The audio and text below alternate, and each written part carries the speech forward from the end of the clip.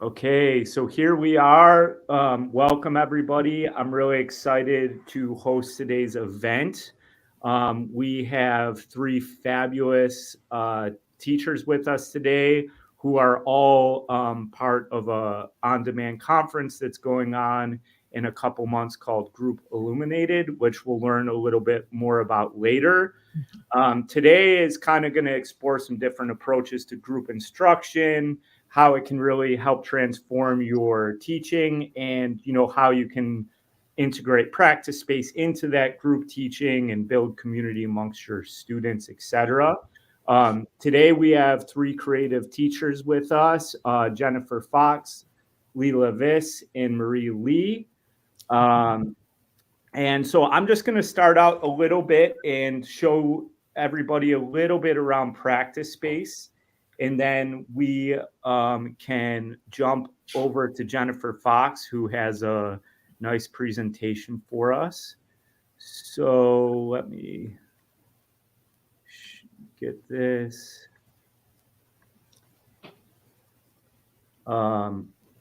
So Chris can put that up there. So here I have, I have just spun up a sample studio. And just real quick, once you're in practice space and you have some students on the platform, it's super easy to create groups of students. You just click create new group. You can name it, hopefully something more creative than group A, and then you can add students to the group as you see fit. And then once you have that set up, you can do a few things. So you can create lessons for that group and send assignments to the group in a click of a button. And you can also start a group chat with that group. Aside from being a co-founder of Practice Space, I own a music school with the co-founder Chris in California called the California Conservatory of Music.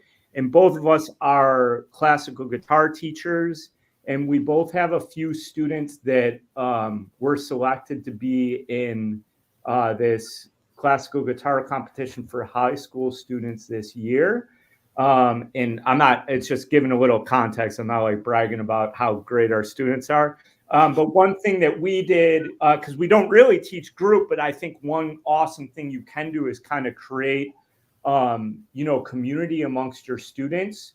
So the four kids that are in that competition are all kind of preparing for it and like just sending videos or audio recordings of each other. I don't know if the sound is going to come through, but just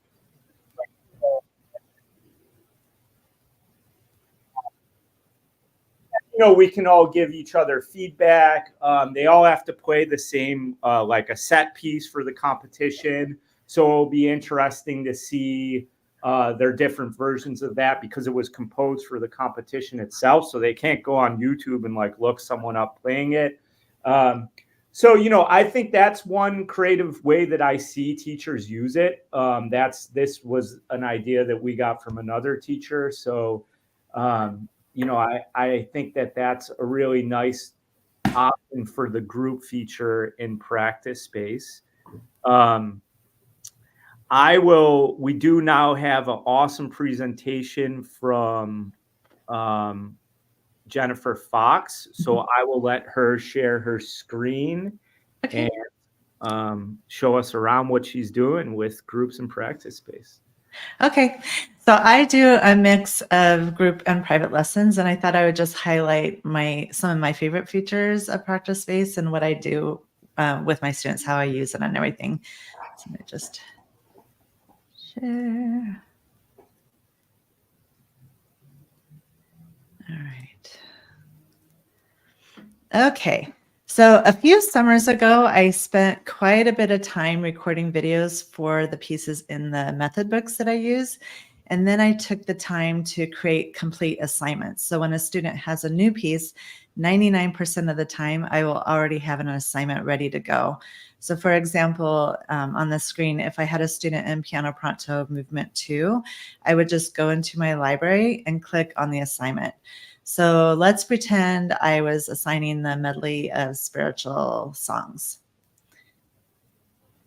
So in this assignment, I'm able to add notes that I want them to remember about the piece. And in this piece, I already had audio files and a video lesson all ready to go. So I could also attach PDFs, JPEGs, things like that, that might even make it, more, more things to add.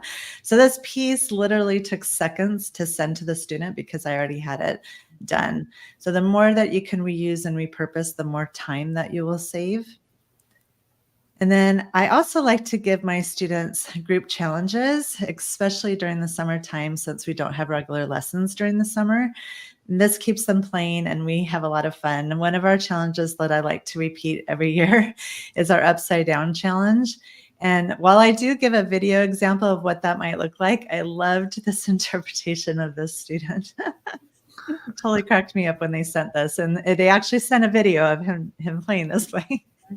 So when students complete a challenge, they share it in our performance room, which is the chat room, and I'll show you that later. And they're entered into prizes on top of the prizes that they can earn inside practice space. So here are some awards that students can earn when they practice. Practice streaks are going without missing a day of practice. They can also receive awards after so many practices or so many lessons, and then by sending videos. And then there's also a leaderboard where students can earn gems if they make the top 3, which is always fun for them. And then students can spend their gems in the store. They can purchase avatars and backgrounds and power-ups. Power-ups are things like a practice freeze if they're going for a streak. And then the in-studio awards. So I wanted to highlight some of the rewards in my studio because not all rewards need to be physical. So for example, the ones I circled are not physical awards that they receive. So gameplay lesson is nothing but games during that lesson, or they can do nothing but improvisation or nothing but duets. I also have a music lab in my studio. So Music Lab Choice Day gives them the opportunity to do the games that they want to do for that day, not necessarily what I assigned for that day. Spin the wheel lesson can be customized for a particular student. And then switcheroo lesson is where the student becomes the teacher and the teacher the student. And then I also include practice games as some of the rewards. So what I do if they decide to earn a practice game is I print them out, and then anything that they might need that goes along with that game. So I'll give them everything they need for that practice game. And then my last favorite feature is the ability to message each other, and Robert showcased that as well. I love the chat feature, and you can do this through a private message between the student and the teacher, or you can create group chats like what I call mine a performance room. Like the one here, and students can share what they're working on and receive positive feedback from their peers. And if you don't like the chat, or if it gets abused a little bit, you can toggle it off.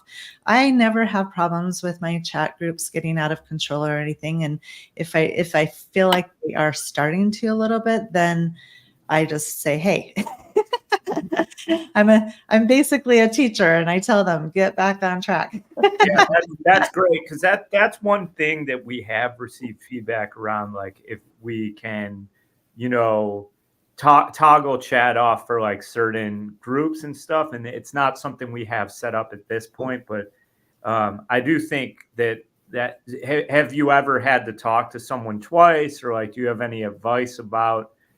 Yeah, I've only had to rein in probably just once, and then they're good. Yeah. But Great.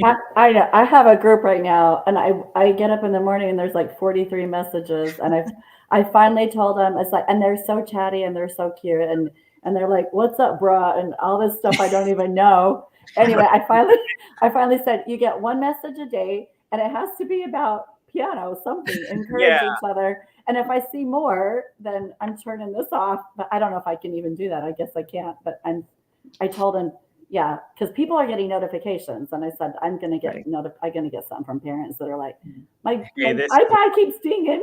So we wanted a communication feature, and that's that's why we built out the practice feed, because our feedback from people using practice space before there was like a swarm of people that came from Tonara, and even people that just heard about Practice Space because of Tonara shutting down. You all wanted, I get it. Like you wanted something that you were using. I totally get it. That was like one thing that our users were worried about, that like when we talked to them, they're like, I just want the student to send a video of them practicing and that's it. So now we have both, and we'll figure out some interesting ways to kind of delineate the two. But I do think that at the end of the day, if you kind of just have to tell people, because otherwise you're going to have to turn it off. Yeah. And it's then some kids that like would really benefit. So I think at the end of the day, it's like, we just need to. Yeah. It's just set some guidelines. Yeah. And that's, be a teacher. Yeah. Yeah. But I get it. I mean, at the same time, kids will be kids. Like, I think, maybe we'll limit it like one chat token a day or two. Oh, there you go. You have to practice before you can talk. Yeah. That. So we do have like people talk, like with all the stuff that you were talking about with like the shop, you cannot do that unless you practice. So we already have that. So thank you, Jennifer. That was awesome. Put that in your shot, Jennifer. A little coin. Chat coin. Yeah, right. Chat coin. So next up, we're going to have Leila talk a little bit. I love your background. I'm inspired to like teach from your background. It's beautiful. Yeah. It's kind of a mess. Well, okay. Marie, those are my I Spy bottles, right? Oh, you got it ready. Okay. Well, mine are in the garage. Yes. Well, we've been adding to them all year long. So that's cute. What that is. Yes. Cute. Anyway, sorry, I digress. And then I really, I need to get inspired like what Jennifer is doing and create those studio awards like that. And that's, so Robert, we can find how to do that somewhere. Because we have some great resources that I can post to the chat. I think we did a webinar on it in the past, and then it's super easy, and the world's your oyster with those. Whatever you want to put in there, you can. Yeah. So well, and the reason why I bring that up is that because I have used Practice Space for me. And I know it's supposed to be all about the students, but I use it because of, it really helps me. So that's what I'm going to talk about. But that's so great. That's such a great coupling with what Jennifer talked about. Then. Yeah, because I have to expand my world. So I will do that. Thank you, Jennifer. So I have 5 things that I wanted to cover today about Practice Space. And the very first thing is, it is my lesson planner. In fact, after I have my quiet time in the morning, I go directly to Practice Space. I go nowhere else. And I make sure I know what is the plan for the day. I know who I'm going to see that day. I open up their lessons. I copy last week's lesson. I then take a look at what we did last week. And it just makes me feel like I have a plan for the day. So I've never, ever had anything like that until I had an online digital space for lessons. And so think of it that way. It is, your ground zero in the morning. That is where you're going to go to find your plans. And then, of course, you can make your plans according to whatever you need to do that day. And then the second thing that I wanted to point out is multi-level assignments. I saw someone comment, they were going to attend today, and they were asking, well, how do you create group assignments for different levels? And I have something called Jump Starts in my studio, which has different levels of creativity for students. So what I do is I will create a lesson in Practice Space, or add something new to my library is what it's called, and make an assignment. And then I add all the assets for every level that I could possibly need. And then it's really easy for me to assign that to students, and then I can delete anything that a level does not need. So I don't know if I'm making myself clear, but if you bundle everything into one assignment, then it's easy for you to assign that to any student. And then it's very simple. I hate the word easy, okay. But it's very, it goes like that, and you can delete something and you can tailor it exactly to the level that you need. So I think that's a huge bonus. Yeah. I was muted. I had a question about that because that's an interesting idea. So you'll have one assignment, and then within that assignment, there's basically different kind of goals that a student could try to reach based on their level. Is that correct? Yes. Yeah. So I do all the work on the front end, and then it's easy for me to tailor it when I assign that assignment to a student. Very cool. Yeah, just saves a lot of time. Yeah, because and sorry to interrupt your flow. I hope it's okay, but just because I think it is an interesting thing, because we did have some questions where some people were curious about, like, how do you like when you have a group address, like if a student's moving faster than the other, and basically that's how you would address that problem, right? Yeah. Awesome. And maybe it's going further, for those of you who have already done this, try this and this and this, something like that. But that is something on your end, on the front end of creating an assignment. You got to do that up front, but it saves you a whole bunch of time in the end. Awesome. That's great.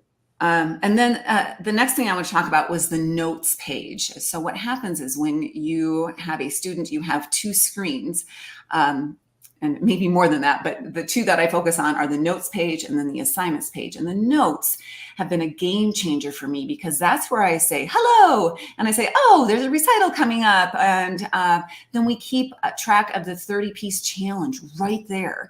And students can see that. And they'll say, oh, Miss Leila, you didn't add this and this and this. So, they'll just come up to my computer at the lesson and we'll just type it in. But we are there as a team, and they can see all of that. If there's a link that I want to share with someone, it's right up front there. If it's, just something that I think is important, but I didn't want to add it to their assignment.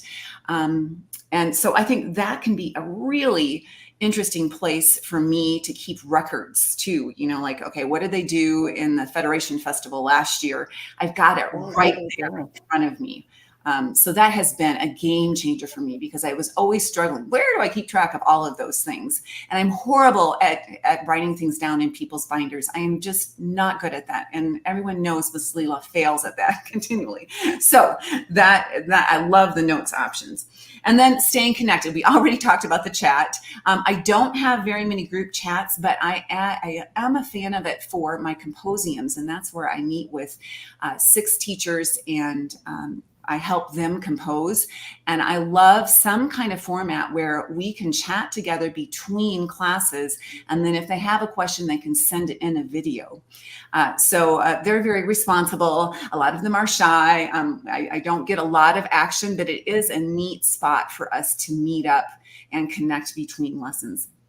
And then the other thing that I thought was fascinating is that I have a lot of students that their parents, well, not a lot, but some of their parents are pretty particular, and they want them to practice for like 20 minutes a day. And these are beginners, and they run out of things to play. So what's interesting is I'll have a long list of assignments for someone, and I'll say, well, do you want me to keep this on? You've had this for quite a while. If you want to, you can pass it off. No, I want to keep playing that. And what happens is they have a huge growing playlist, because they want to fill that time with their old assignments along with their new. And it keeps them playing. And I love this phrase. I have a friend named Lisa Spector, and she uses the word warming up from your heart. And I think that's a great thing to be thinking about, is they're playing their favorite pieces. They're warming themselves up with their favorite pieces. So I think that's a neat way to keep them practicing, because yes, someone just said to me, oh no, keep that on, because then I get more gems. So, whatever it takes, it keeps them playing. So those were my 5 things, and we're off to Marie. Yeah. Okay. That's awesome. A cool idea, Leila. I'm just sitting there going, maybe like I could actually have an assignment with like review pieces, but playing from your heart. Is that what it was? Yeah. Yeah. Just, awesome. Yeah. Okay. I love that. I'm glad I showed up today. Thanks. Hey Marie, so Yeah. before we jump in, I mean, Yeah. why don't we take a second, just because I did want to talk about just group piano teaching aside from practice space, just to make sure that people that are tuning in, just out of curiosity about that. So, what got you into group piano teaching? What was like your kind of transition to teaching privately to group like? And, what were like what do you think maybe some common issues are that people have when they switch to that? Because I know I believe out of the four of us, you may be the only one that teaches like exclusively group piano, I think, right? Maybe, probably. Yeah. Yeah, No. even if not, I know, because we've discussed this before. So maybe sorry to throw you a curveball, but No, that's it would okay. be awesome to hear about that. And also just because obviously part of our cooperation between Practice Space and Group IlluminatED is to get people up to speed about group piano teaching, which is something I want to learn about for our school anyway. So maybe you could talk through that. Yeah. Yeah, I was actually going to introduce myself. I'm from Las Vegas, and I've been teaching group since like before it was cool. Is that a good way to do it?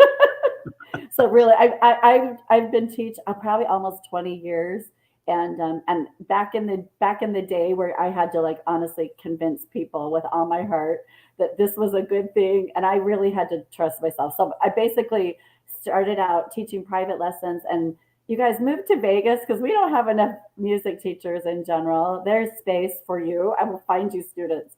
But I had a waiting list that was ginormous. And I knew as people would call, oh, just put me on your waiting list. It's like, I'll never see you. You will graduate from high school and you'll never get in to my studio. And I'm not saying that because I'm wonderful. It's just there was that much of a need and not enough teachers.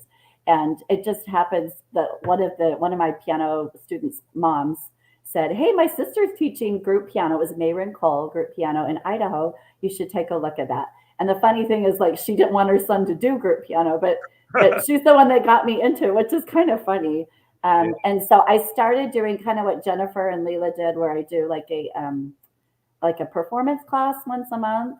And I just wanted to then just like get a feel for, and me too, do I want to do this? Is this fun? It's like, oh my gosh, this is so much fun. I'm so hooked. And so we did that maybe for 6, 7, 8 months. And then it just happened to work that we moved into a different house where I actually could take my dining room and turn it into a group studio. So that was the transition. And I'll tell you, I lost 40% of my private students. It was a big ouch. It hurt. But it was one of those things like, I got to go with this because I just know this is what I want to do and this is fun. And it's a way. And I wasn't necessarily looking at it as like more money, because there is more money, but people have to understand that there's a lot of positives with group piano, but you've got to spend more time lesson planning. There's just no way around that. So there is more money, but you're putting in more time. And I'm not trying to say that don't do it. Do it if you love it. I mean, it's just I wouldn't go back to private. And sorry if you teach private. I just think it's so boring. So I love group, but yeah. So it just gives me a chance to impact more students overall, and which I mean, I remember I heard you saying in the Practice Space Facebook group that you have 140 students. I have 140 ages like 3 to adults. Yeah.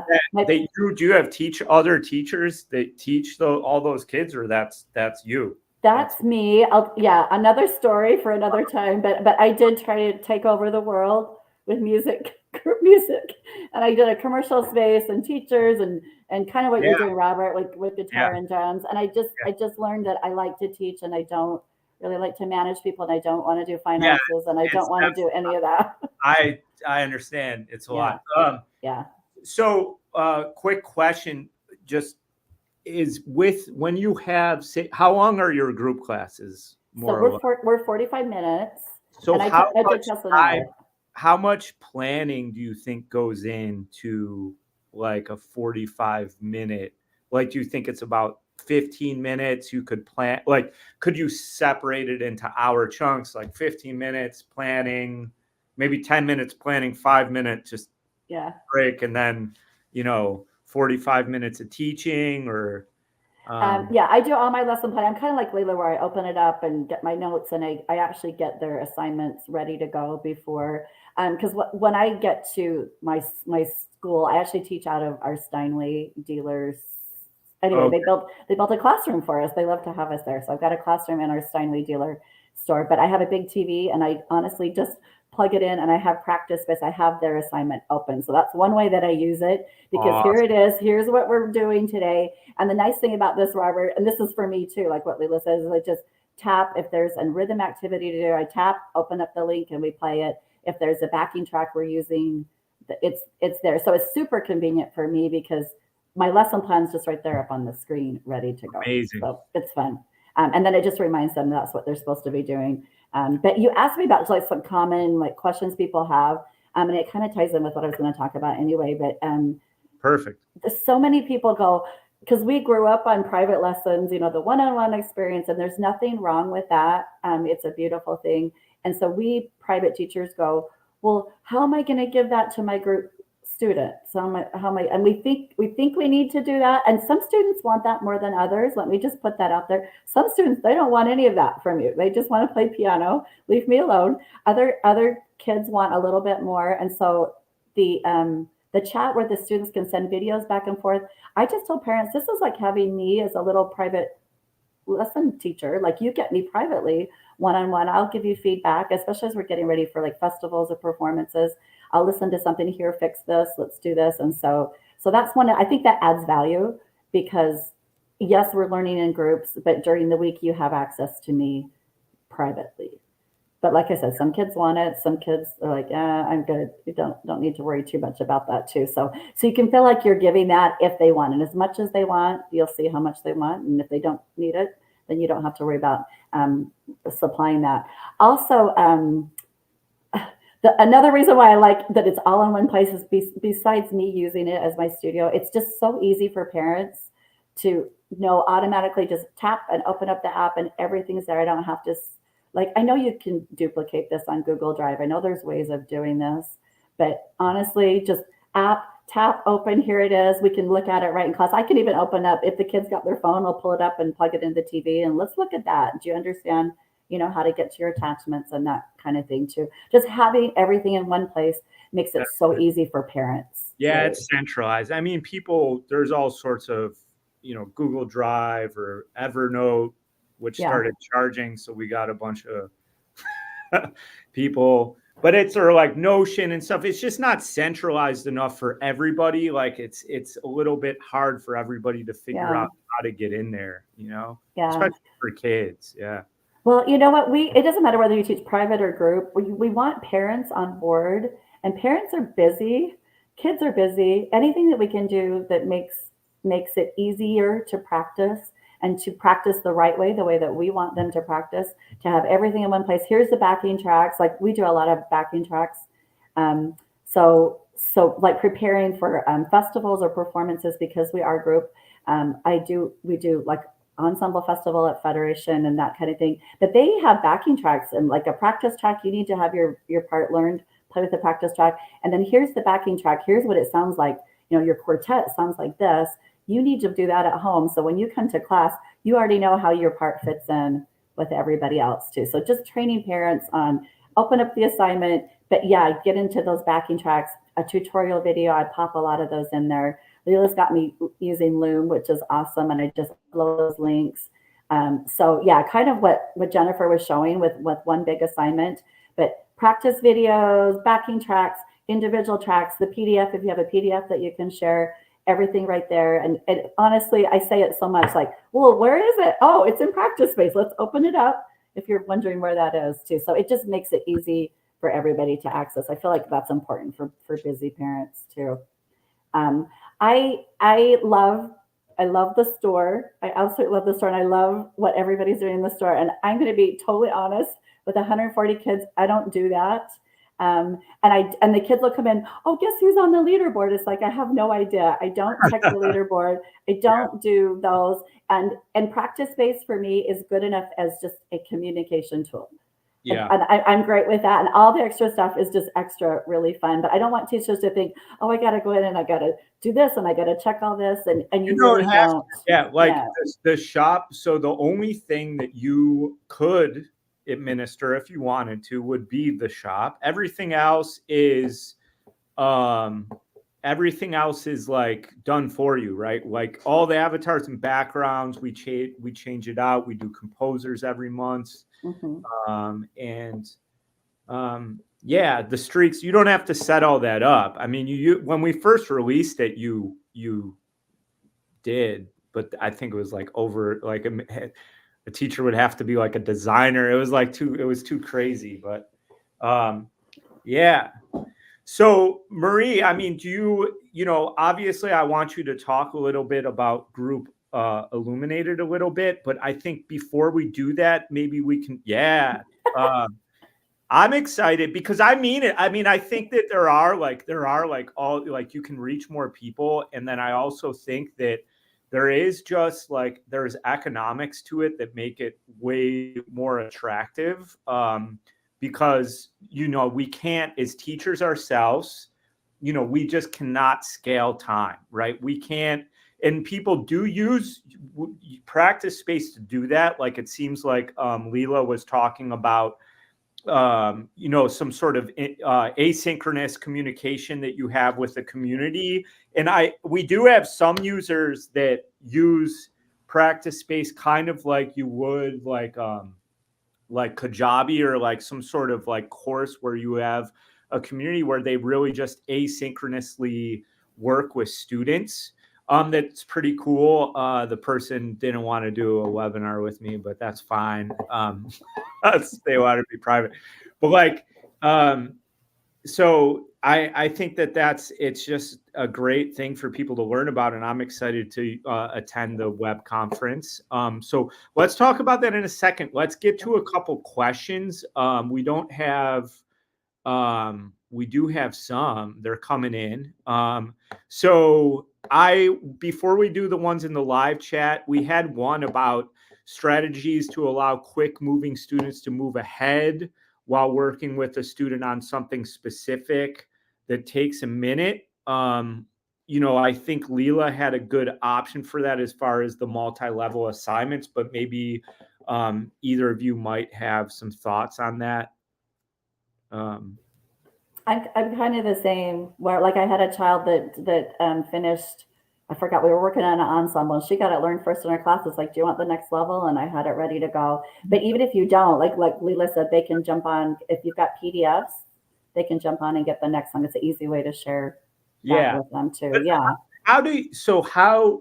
but if you have like let's just say 5 kids in a class, and so how do you have some sort of way to switch stations and listen to what they're playing, or we're not on headphones. I'm not a lab girl. Yeah, I call that a piano lab, Robert. Yeah. And we were playing out loud. Like, I don't even know where my headphones are. I bought some, but I haven't used them for years. So how would you give feedback though to like one kid that's on one level while like it wouldn't that I see what you're saying. You know what? I teach same level. Same level. So I guess what we were talking about is like if I had a child complete like that level of a piece, I can give them, you know, the next level, upper level. But I am same level. Dorla Aparicio does multi-level, and that's not me. She's got a whole system and she's got it worked out. But yeah, she's amazing. Awesome. I'm same level. People can check out that approach if they're curious. Yeah, she's at the conference too, presenting. So, there you go. Yeah, piano pyramid, multi-level, but I'm same level. And I have quite a few of the same level classes. So when we were talking about like even creating assignments, once you've created it, it's easy to just duplicate and so as far as the lesson planning, you know, 15-20 minutes to get a lesson ready, but then if you have several classes at the same level, it's easy to duplicate that too. So does that answer? No, totally. And I mean, I think it just shows that like if we can't answer the question here, we shouldn't try to, but they can end I mean, they're more of a call to action for y'all. Structuring the classes once a week. Question, how many in it? Like, can you use one piano plus a keyboard? what activities we had that come in. Okay. So obviously that's not what you do, but maybe we can have like, maybe that's a good way for people to kind of start to get into like maybe a supplemental class. Like, do you all, because you guys have performance classes, so maybe that's something where you could do that with one piano, right? Oh, where they're performing for each other. Yeah, Leila and Jennifer do that too. Yeah. You know, I've also seen people to use, you'd still need a lab for this. I guess you still need pianos, but like creating an ensemble team within your private studio where you're still teaching Yeah. private, but it's an invitation to join an ensemble team and kind of a big deal. That's a way to add extra value. I've done that years ago. I had a separate ensemble team. They'd come on Mondays separate from their lessons. It was fun. Yeah. Yeah. We do something like that too for guitars. It's just like, you know, this stuff is like at the end of the day, the value, especially when kids get to the age of like above 7, when they start to kind of look towards their peers for like, they stop wanting to be like mom and dad, you know, that social side of things is so powerful for these kids to stick with it. So it's called positive peer pressure. Positive peer pressure. Yeah. Going. They don't want to leave their team. I have kids, senior students. They don't hardly practice at all, but and they don't want to do, you know, festivals. They don't want to do any of that stuff, but they still come and we still play. And it's like really like a soccer team. Think of it that way: a soccer team, dance team, where these kids bond. Band. I was never in band, but I know they're like buddies for life. That's awesome. Yeah, we can create that in the curious piano. about like I do get curious about with group teaching, like how at a certain level, like is it like should they take private lessons? I mean I don't know if like I know it's like, I'm really like walking a line here, but it's like I can't picture like you know 5 kids playing like late Beethoven piano sonatas all at the same time. Like we are doing it. We're doing it. Wow. It really depends on their goals. It's just where do you want to be? And so our school, and I don't want to say we're like, I know it's called recreational music making. We're serious. We're teaching. We're teaching exactly what they need to learn. But if a child wants to compete, I find that out pretty early on. It's like, I'm not the right school for you.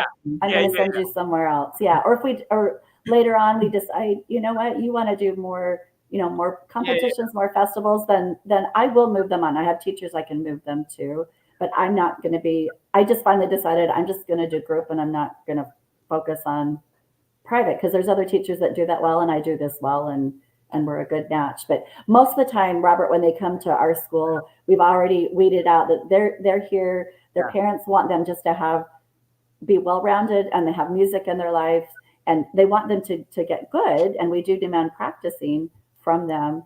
But it isn't something they're going to even really major it in college. It's not that type of thing. So I know that there's skeptics that like think that way, and so I want to like I don't want this to all be about like practice. I want to practice. It's about group piano teaching too, and so like people going through these kind of pros and cons. It's like I think it's useful, but there's got to be hybrids anyway.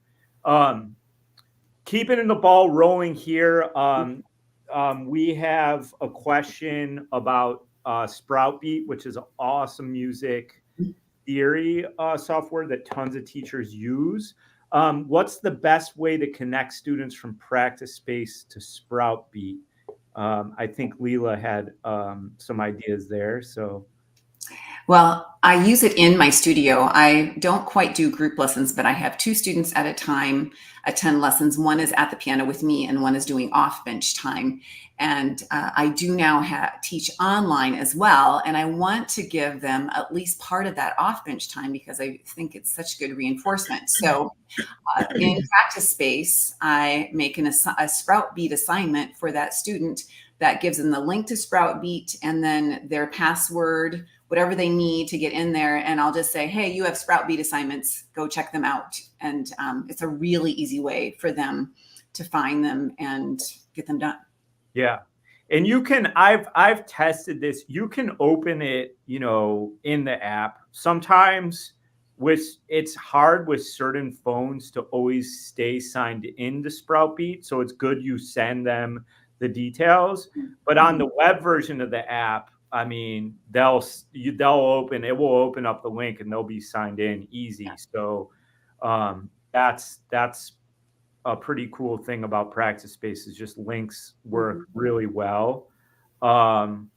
So then we have some just that, you know, someone asked, can students buy awards from their end or does the teacher need to buy it for them?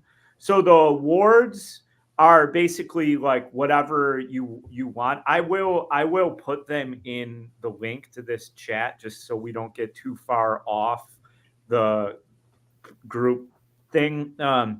So, but basically it's, yeah, if you're going to give them something, you have to have it to give it to them. So you would probably, but you could make them buy it. I mean, it's all it is that they earn, if they get a streak or they complete a bunch of assignments, they earn practice gems, and then they can use the practice gems to change their avatar background, to get a power up like a streak freezer, or if you set it up, they could get custom awards. So we had Jennifer show a bunch of hers. We have things like music crossword puzzles teachers can use.